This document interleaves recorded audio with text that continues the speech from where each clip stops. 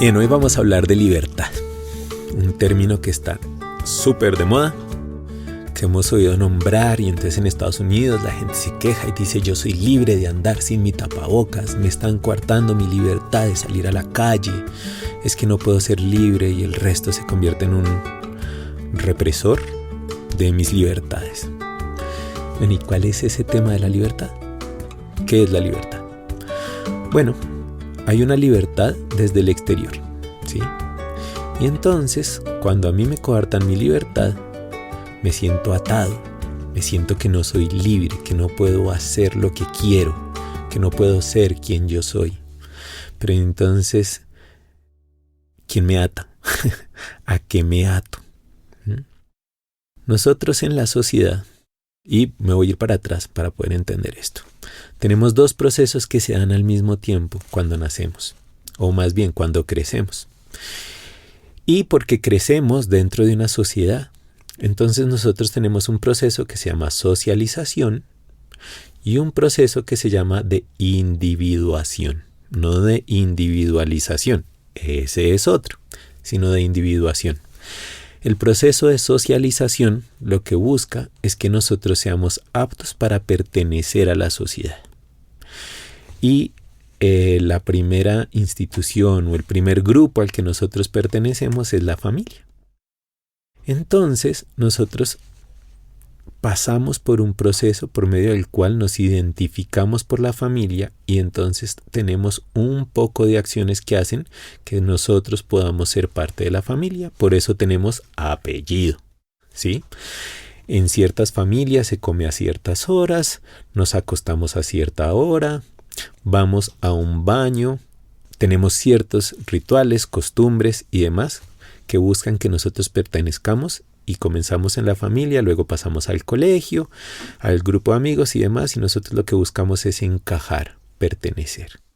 Por el otro lado viene el proceso de individuación, que es en el cual nosotros desarrollamos nuestro ser, en el que nos concebimos diferentes a, y ese es como nuestro nombre. Entonces en mi caso es Edgar. Edgar hace parte de la familia Díaz. Y entonces Edgar tiene unas particularidades. El problema es cuando nosotros entramos en contradicción entre el pertenecer y el ser. Y muchas veces sentimos que no somos libres porque el pertenecer restringe nuestro ser. Esto lo podemos ver en que, fíjense cómo nuestra sociedad occidental tiene una prelación por el ser, o parece tener una prelación por el ser, mientras que hay otras sociedades como las sociedades orientales o algunos grupos indígenas donde lo importante no es ser, sino pertenecer. Y entonces las sociedades que están más preocupadas por el ser tienen mucha más preocupación por la libertad, aparentemente. Hay una tensión permanente entre el pertenecer y el ser. Y esto es lo habitual de la vida cotidiana de un ser humano. Cuando hay un desnivel entre estas dos, y el desnivel se da entre una de estas dos, y el desnivel es permanente y es inconsciencia, entonces surge la neurosis o la psicosis. Y entonces ahí es cuando vamos al psicólogo, o al psiquiatra, o al coach, o a lo que ustedes quieran ir, si les ayuda a trabajar sobre su enfermedad mental. Si hay una prelación del ser sobre el pertenecer, capaz que yo tengo una personalidad narcisista.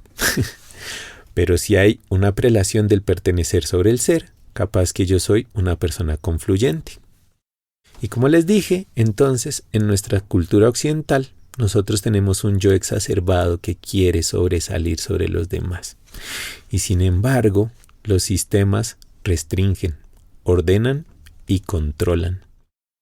En nuestra educación, por eso es tan importante el uso de uniformes, horarios, notas, ¿sí? Que después en el trabajo será: póngase la camiseta por el trabajo, tenemos que venir uniformados, tienes que marcar tarjeta. Y cuando eso no sucede, entonces viene dos opciones. Una es aislar al no deseado. Entonces por eso tenemos leproconios, manicomios, ancianatos. ¿Sí? Aislamos lo que no resulta tan chévere. Yo sé que este de los ancianatos me lo van a cobrar, pero es que los viejitos no están tan chéveres últimamente. Los viejitos pueden ser una carga y entonces desde ahí necesitamos aislar a lo no deseado. O para no tenerlos a la vista o para normalizarlos. Y lamentablemente muchos de los psicólogos o de la psicología lo que busca es normalizar los comportamientos, volver a las personas adecuadas o reeducarlas para que vuelvan a ser lo que deberían ser. Frente o como respuesta a estas visiones de libertad puede venir la rebeldía. La rebeldía, que aparentemente lucha contra la normalización, finalmente toma el mismo comportamiento de la normalización, solo que al revés. Y es lo que pasa, por ejemplo, en la adolescencia. Es lo que pasa con los comportamientos de los jóvenes muchas veces, y es que se pelea desde la ceguera. Pero a la hora del té hay un objeto contra el que se pelea, entonces le seguimos dando la misma importancia en la normalización. Bueno, pero es que en la adolescencia esa es la búsqueda. La búsqueda de la adolescencia es la búsqueda del ser, de la autonomía. Y nosotros a veces lo confundimos con la rebeldía. Es que la respuesta no está afuera. La respuesta está adentro. La libertad está adentro. Si no, es más de lo mismo. Es seguir respondiendo a un parámetro externo a nosotros. La libertad es un movimiento que se da desde lo interior. Es una propuesta que en mi modo de ver es espiritual. ¿En qué sentido? No es necesariamente religiosa, es espiritual. ¿Por qué es espiritual? Porque para mí espiritual es darle un sentido a la existencia. El tener un camino espiritual es encontrar un sentido a la vida, ¿sí? Espiritual no es algo que yo no veo. Espiritual no es que alguien me dijo que los ángeles me dijeron que fuera por este lado. No. Espiritual es saber que yo tengo un sentido y que entro en contacto conmigo mismo para encontrar ese camino. En ese sentido, y respetando las creencias de los demás, Cristo tuvo un camino espiritual, Buda tuvo un camino espiritual, Gandhi tuvo un camino espiritual. Y aquí quiero hacer énfasis en un personaje que no tiene, parece, mucha relación con lo religioso, y es Mandela. Nelson Mandela tuvo un gran camino espiritual. A mí me impresionó mucho alguna vez que escuché que Nelson Mandela decía que nunca fue más libre que cuando estuvo en la cárcel. Y eso pareció una paradoja. Estuvo encerrado en una cárcel 27 años y él dice que nunca fue más libre, porque fue cuando estuvo más atento a él mismo que a la afuera. Y entonces viene una frase que uno escucha en muchas partes, pero que es difícil de entender, y es esto de: la verdad os hará libres. ¿Cuál verdad? ¿La que me dicen? ¿La que me dicen mis papás? ¿La que me dice mi pastor, mi cura, mi gurú, el coach? ¿La que dice el doctor no sé quién? Y eso es un mandato. Y en tanto es un mandato externo, deja de ser verdad para mí. Claro, hay cosas que yo no necesito experimentar pues para saber que son verdad. ¿Sí? Aunque yo experimente la gravedad, pues la gravedad existe y alguien descubrió que existe la gravedad. Pero pues por sobre todo a lo que voy hablando de la verdad es al entrar en contacto conmigo mismo, con la parte esencial, con una parte esencial mía que me guíe, que me oriente, que creo que es la búsqueda de todos los caminos espirituales. A la hora del té, lo que busca el camino espiritual e incluso lo que buscaban los gurús es que uno encuentre el propio gurú que hay dentro. Y esto es súper bonito. En Occidente, cuando nosotros vemos la relación con el gurú, uno cree que el gurú es el que da las órdenes. Ya les había nombrado como para mí había sido muy importante seguir a Ram Dass. Ram Dass tenía su gurú, que era Maharaji, Ninkeroli Baba. Y parece que al occidental que iba a hablar con el gurú, pues era como, no, es que es palabra de Dios, es Dios encarnado. Y a la hora del té puede que lo pensemos ahí. Pero lo que busca este gurú, y lo decía Maharaji, es que cada uno encuentre su gurú para que no lo necesite. Es encontrar la divinidad que hay en cada uno de nosotros y es nuestra brújula, nuestra guía. Entonces, a la hora del té, esto solo se da por error y por acierto. Para esto se necesita vivir. Y uno necesita a alguien que haya vivido más que uno, no para que le diga por dónde es, sino para que lo ayude a perfilarse. Ahora, este precepto de seguir un mandato interno que sea coherente conmigo mismo, que lo que busque sea mi autenticidad, obviamente es un gran riesgo para los que son controladores. Obviamente es mucho más fácil que alguien me diga cómo hacer las cosas. Uno, porque yo no tengo que asumir la responsabilidad de que no pase como yo creería. Pero dos, porque nosotros, como lo dije en un audio anterior, estamos buscando orden y coherencia. El ego busca coherencia y orden. Y entonces cuando llega alguien que lo desordene, eso es un riesgo muy templado. Es un riesgo muy templado. Ahora, hay algo que es muy importante porque podemos confundir esto con egoísmo. Pero fíjense que yo no estoy diciendo que sigamos al ego, sino que sigamos la parte más esencial que hay en nosotros. Y resulta que la parte más esencial que hay en cada uno de nosotros es la misma para todos. ¡Wow! Esto suena raro. Y no lo quiero poner desde un punto de vista religioso o desde un credo. Se los voy a explicar desde un punto de vista psicológico. Cuando yo hice mi formación como terapeuta sistémico, hubo un boom en mí y fue comprender que todos somos parte de uno. Todos somos parte de un sistema. Somos sistemas que hacemos parte de un sistema.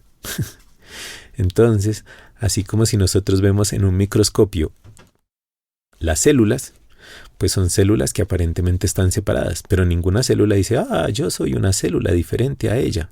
No, son parte de un mismo cuerpo. Y fíjense que eso lo vimos en biología del bachillerato. Las células conforman los tejidos conforman los órganos conforman los sistemas conforman organismos. Y todos somos parte de uno. Si nosotros confiamos en que todos esencialmente somos parte de un uno, que estamos teniendo experiencias separadas, pero entramos en contacto con ese uno, es muy difícil que le hagamos daño al otro. Muy difícil, porque cuando atendemos al uno que hay dentro de nosotros, estamos al final atendiendo al uno que hay también en los demás. Yo sé que es difícil de entender, pero ese es un principio del camino espiritual. Entonces, por eso el camino es hacia adentro. La libertad es precisamente a romper todas las ataduras que nos quitan el contacto con ese yo esencial que está dentro de nosotros, con el interior. Y ahí sí, como decía mi padre Julito, el padre Julio Jiménez, el camino es hacia adentro, a conectar con esta sabiduría interna que nos conecta no solo con nosotros mismos, sino con los demás. Fíjense que aquí hay también conecta muy bonito con algo como lo que decía Humberto Maturana. Amor es entender que el otro es válido en su otredad y que yo soy válido en mi mismidad. Pero yo iría más allá y es en que los dos esencialmente hacemos parte del uno. Esta es la conexión universal. Y es una voz a la que nosotros podemos acceder a través del silencio, más allá del ruido de nuestras mentes que nos dictan hacia dónde tenemos que ir. Y esto no es una cosa rara. Esto no es como únicamente a través de la meditación trascendental. Fíjense que hay algún momento, si ustedes se ponen a pensar, algún momento en sus vidas cuando ustedes entran en la zona, como lo llamaban los basquetbolistas. I'm in the zone. Hay un momento en el cual uno entra en una zona en la cual la mente como que se apaga y empieza uno a actuar desde la intuición. Empieza uno a actuar como desde un automático, desde donde hay mucha seguridad. Y esa es esta zona profunda del silencio interno, a la que, claro, se puede acceder a través de la meditación, de la oración, pero también se puede acceder a través del ejercicio. ¿Sí? Si de pronto alguna vez han nadado y llega un punto en el que el mundo se olvida, el dolor se olvida, todo se olvida, es porque estoy en contacto con mi parte más esencial. Y esta parte más esencial es el amor. El amor, no como una emoción, sino como un vínculo, lo que nos vincula con nosotros y con los demás, y que la podemos vivir cotidianamente como un valor, no como un sentimiento. Entonces, nosotros podemos tener libertad en el vínculo que tenemos con las personas y con los objetos. Y es ser libres de necesitarlos, libres de poseerlos. Puede ser que hoy estés conmigo, puede ser que mañana no. Mi libertad está en no querer poseerte ni creer que teniéndote es que yo voy a poder ser una persona más completa. Es no creer que si yo tengo más objetos voy a ser más feliz. Y eso no quiere decir que tengamos que seguir el camino del ascetismo. Eso lo aprendí yo con los jesuitas, con una cosa que se llama indiferencia ignaciana y que tiene un nombrecito más rebuscado que es el tanto cuanto. Sí, porque nosotros creemos que el camino espiritual y el desapego, que es la libertad en el fondo, es librarnos de todo y vivir en una cueva, sin televisor, sin teléfono, sin nada. No, eso sería un poco la rebeldía. La indiferencia ignaciana, que además la gente dice, uy, pero es que los jesuitas no hicieron votos. Pues sí hicieron votos. Lo que pasa es que ellos dicen, oiga, si tener un computador me ayuda a estar más cerca de Dios, ¿por qué voy a dejar de tenerlo? Ahora, si el computador me aleja de Dios, pues no lo tengo. Entonces, si mi relación con mi pareja, y cuando hablo aquí de Dios, hablo es de, como dije antes, de esta parte esencial que hay en mí, lo divino que hay en mí. Si esto me está apartando de mí, de mi parte esencial, pues de pronto es mejor no tenerlo. Pero si me está ayudando a acercarme, qué bueno tenerlo. Sí, qué bueno saber que, por ejemplo, estoy en pareja y el estar en pareja me va a ayudar a entrar más en contacto conmigo. Si me está alejando de mí, mi pareja no es sana. Si me está ayudando a entrar en contacto conmigo, qué bienvenida que eres. Qué bienvenido que eres. Si tener un carro me puede ayudar, ¿por qué no tenerlo? Sí, la gente que tenemos camino espiritual, entonces nos dicen, uy, pero no es que tanto camino espiritual, entonces ¿qué hace con un MacBook? Bueno, si el MacBook me ayuda en mi camino espiritual, ¿por qué no tenerlo? Sí, no, entonces voy a andar con tiza y con un tablero. Eso no sería ser libre, eso sería ser pendejo. Nosotros confundimos el amor con miedo. Y es que el miedo es el que genera la necesidad de controlar, de poseer. Y eso se convirtió en un valor. Ay, no, es que si tú no sientes celos es porque no te quiere. Menos mal, hay terapia. No, el amor es precisamente no controlar, no poseer. Alguna vez en el consultorio, un chico muy miedoso le dice a su pareja que él siente celos porque ella pone cosas por encima de él. Ya le decía, pues obvio, cuando estamos juntos, la relación está por encima. Y elijo estar contigo, pero cuando no, estoy trabajando, estoy con mi familia y en ese instante elijo estar trabajando y elijo estar con mi familia. ¿Sí? Nosotros somos libres, libres de amar, libres de estar, no manipulados para estar. Amar en libertad es respetar que eres un otro diferente a mí y que mi vida no depende de ti, ni tu vida depende de mí. Salvo en casos contados, porque un niño pequeño sí depende de su madre. Y si nosotros estamos, por ejemplo, enfermos y tenemos nuestra pareja, pues en gran medida nuestra vida en ese instante sí depende, pero es temporal. La Gestalt, que es el tipo de terapia que yo practico, uno de los enfoques de terapia que yo practico, dice: yo soy yo y tú eres tú. Y eso parece muy obvio y no lo es. Y yo soy yo porque soy yo y me respeto como soy, y tú eres tú y te respeto como eres. Y yo no vine a satisfacer tus necesidades y tú no viniste a satisfacer las mías. Soy libre en tanto yo puedo ser yo y tú eres libre en tanto tú puedes ser tú.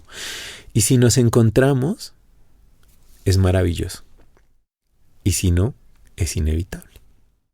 Y entonces dejamos de lado como todas estas cosas que están afuera. Pues no, nuestra libertad también tiene en cuenta, o nosotros, desde nosotros, podemos tener en cuenta lo que viene desde el exterior, teniendo en cuenta que estos pues son mandatos, son modas, son búsquedas de influencia de un otro al que tal vez le ha servido. Claro, hay cosas que de por sí nosotros difícilmente podemos discutir. El tapabocas hoy nos ayuda, eso no lo podemos discutir. Lo importante es que en nuestra libertad nosotros podamos hacer filtro a toda esta información que viene desde afuera. Y viene una actitud o viene una habilidad que nosotros poco desarrollamos, que es el discernir, porque nosotros desarrollamos muy bien el obedecer. Entonces, el obedecer es muy importante en ciertas situaciones, pero también discernir sobre qué obedecer es muy importante. Hoy estamos siendo bombardeados por una cantidad de mandatos increíbles, ¿sí? El tapabocas, la vacunación, que es importante discernirlo. Tampoco es como traguemos entero, ¿sí?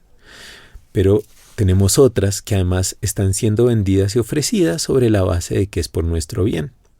Por ejemplo, ser vegano, las dietas keto, las horas de dormir, las horas de sueño, el poliamor, la monogamia, el amor abierto. Son muchas las ofertas que tenemos hoy sobre la felicidad, y la libertad es no amarrarnos a ninguna porque venga de un experto. Es discernir. ¿A mí eso me hace bien? ¿Yo tengo la necesidad de ser vegano? Ay, es que voy a matar menos vaquitas. ¡Ah! Sí, pero ser vegano también mata a muchos otros seres.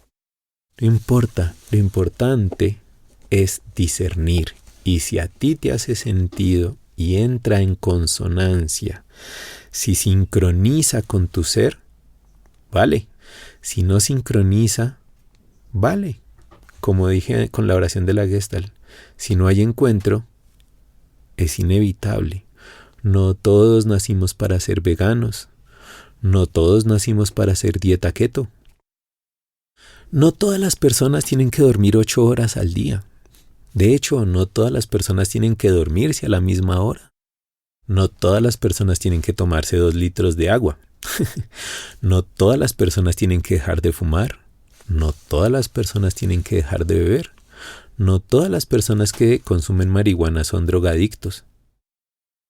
Porque es un caso muy particular de autoconocimiento, de conocerme a mí mismo. Entonces, es muy importante ser libre a los discursos externos, pero también es muy importante ser libre a los discursos internos, que fue lo que vimos en un capítulo previo.